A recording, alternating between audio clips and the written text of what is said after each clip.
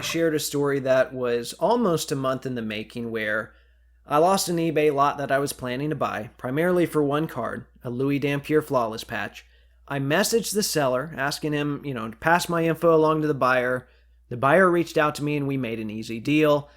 He ended up shipping me a $50 card in a plain white envelope without tracking, and it seemed like said envelope got lost in the mail.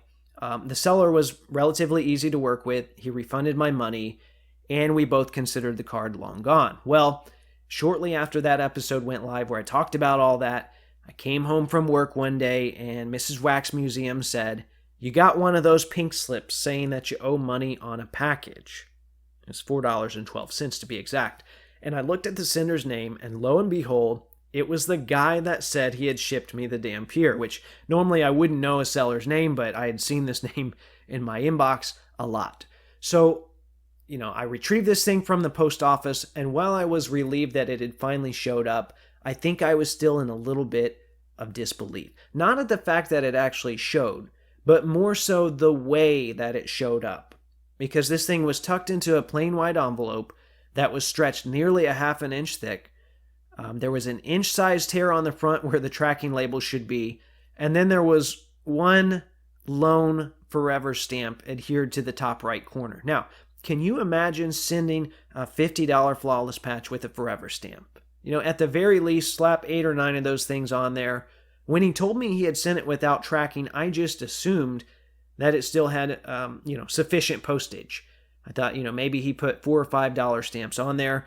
But no, once again, I'm assuming way too much, making myself out to be an idiot. He, in fact, did not. Surprisingly, the card was not damaged throughout this whole process, not even a scratch. So that was a major relief. And I had misread our previous messages. I thought he had told me, hey, shoot me $10 if this thing ever shows up. No, he actually said take $10 off. So he still wanted $40. And I paid him because technically it got here and it arrived safely. I don't see myself buying from him again anytime soon, but never say never. As for the actual card, because, I never got a chance to talk about that, but now that it's here, I can.